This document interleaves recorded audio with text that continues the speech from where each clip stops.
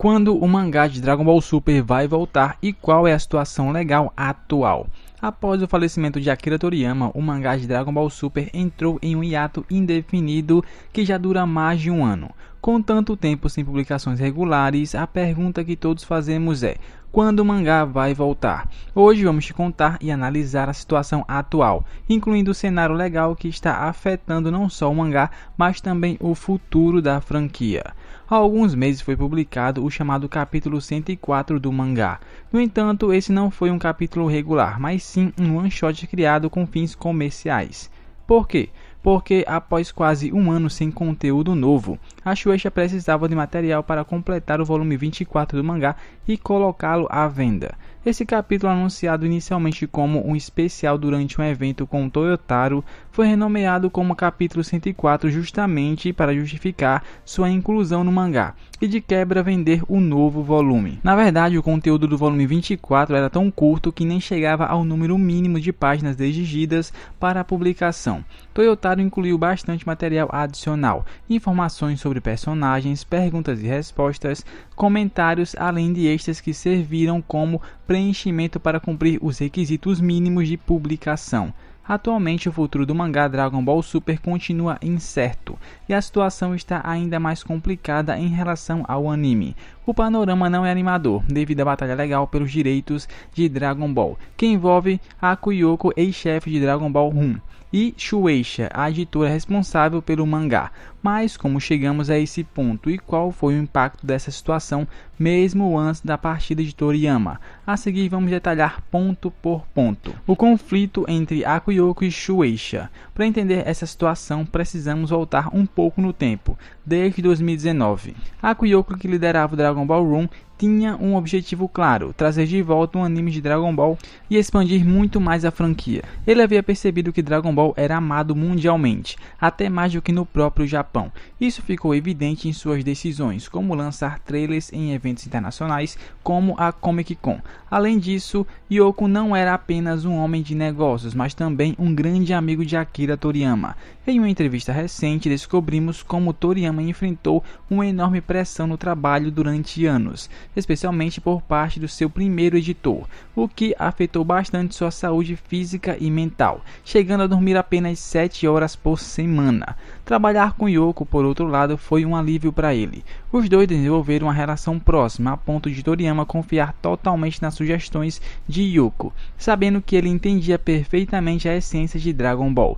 No entanto, os planos de Yoko para um novo anime foram bloqueados repetidamente pela Shueisha. Em 2022, após a estreia de Dragon Ball Super Super Hero, a situação escalou. Cansado de esperar pela aprovação da editora, Yoko decidiu tomar o controle. Junto com o lançamento do filme, começou a planejar um novo anime. Esse acabou sendo Dragon Ball Daima. Para isso, fundou sua própria empresa em Tóquio, chamada Capsule Corporation Tóquio.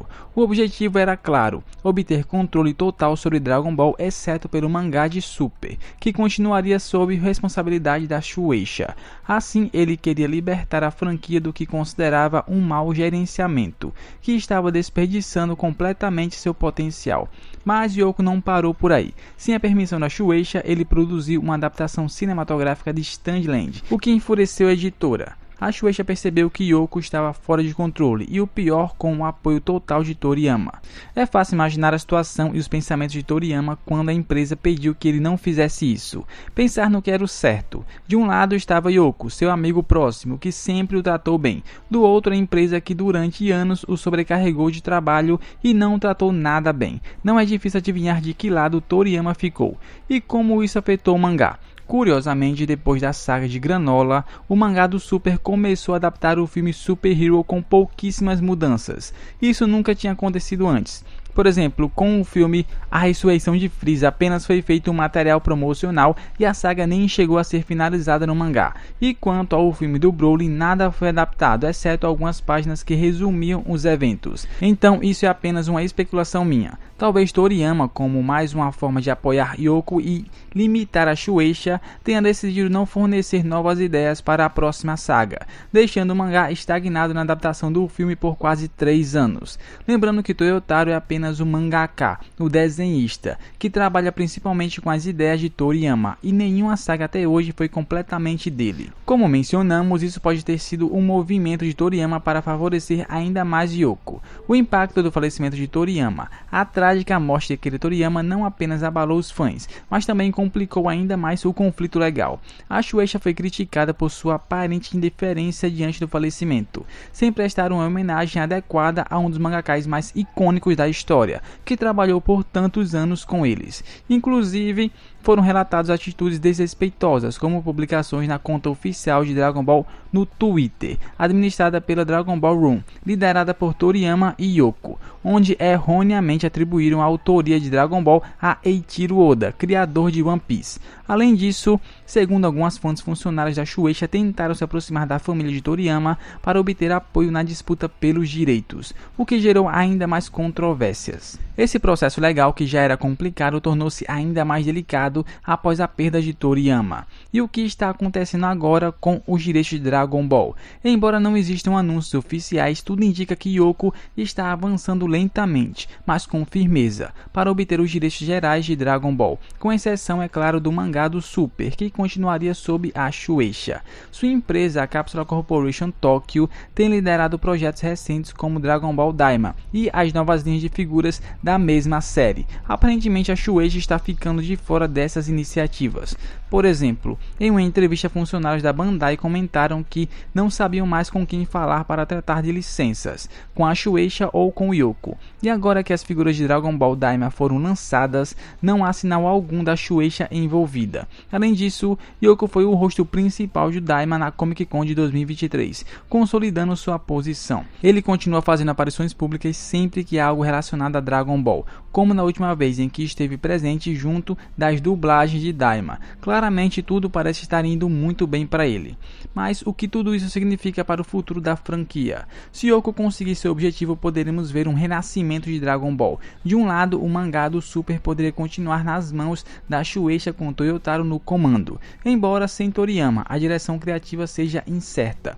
Por outro lado, Yoko teria liberdade para produzir novos animes como Daima, filmes e outros projetos sem depender da Shueisha. No melhor dos cenários, teríamos o dobro de conteúdo de Dragon Ball, a continuação do anime do Super, o desenvolvimento do Daima e, claro, novos filmes. Infelizmente, outro conteúdo que costumávamos ter, Dragon Ball Heroes, terminou de forma terrível, devido às péssimas decisões tomadas nos últimos meses. Encerrar Dragon Ball Heroes e iniciar Divers foi, de fato, uma das piores decisões que já tomaram. Aliás, Divers fracassou completamente. Segundo os próprios funcionários de lojas que tinham essas máquinas, eles tiveram que ser devolvidas. Pois é, imagina só, se você é jogador de Yu-Gi-Oh!, Magic ou qualquer outro jogo de cartas, e te falam: ei, todas as cartas que você esteve comprando e colecionando durante a última década não servem mais, e não vamos mais aceitá-las. Se quiser continuar jogando, compre essas novas cartas de Dragon Ball Divers. E infelizmente é assim que termina a história de Heroes e Divers.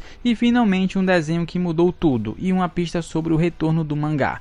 Como um extra, não podemos ignorar o alvoroço causado por um único desenho que se tornou a capa do volume 24 de Dragon Ball Super. Essa ilustração capturou a atenção dos fãs imediatamente, alcançando números insanos de engajamentos, mais de 100 mil curtidas lá no X, em tempo recorde. Sites de notícias, youtubers e comunidades de Dragon Ball não pararam de compartilhá-la, mostrando o quanto essa imagem impactou positivamente a franquia. Mas por que tanto barulho por uma imagem só? A resposta, além de o desenho ser épico, está na capa e contracapa. Na capa vemos os protagonistas em suas formas mais poderosas, enquanto no verso aparece Black Frieza, um personagem que deixou todo mundo com vontade de ver mais. E esse não é um design aleatório, é uma clara dica do que está por vir. E mais uma vez, naqueles extras que Toyotaro adicionou para preencher esse novo volume, ele revelou que está trabalhando bastante para as próximas sagas. Por isso, as expectativas estão bem altas. Resumindo, embora o futuro do mangá de Dragon Ball Super ainda esteja no ar, o panorama geral da franquia é bastante promissor. E se Yoko vencer essa batalha legal, seria incrivelmente o melhor que poderia acontecer, pelo menos no que diz respeito ao conteúdo de Dragon Ball. Na verdade, já é praticamente certo. Seria muito difícil que Yoko perdesse nesse ponto, mas caso isso aconteça, dessa, Yoko ainda pode continuar trabalhando com tudo o que ele já tem em mãos até o momento. Ele pode continuar desenvolvendo conteúdos baseados em tudo o que foi feito até antes da saga Moro, no quesito animação. Por isso, Dragon Ball Daima tem algumas características de Dragon Ball Super, que se conectam, e outras que não, como o Super Saiyajin 4. Mas isso abre uma nova linha do tempo incrivelmente promissora para o futuro da franquia que Yoko pode moldar do seu jeito. Além disso, ele já declarou que quer Dragon Ball por mais 50 anos para todos. E vocês, o que acham dessa situação? Acredita que veremos em breve o retorno do mangá ou um novo anime? Deixe sua opinião aí nos comentários. Se você gostou desse vídeo, deixe o seu like, se inscreva no canal e, claro, ative o sininho para não perder os próximos vídeos. Muito obrigado por terem visto até aqui. Valeu!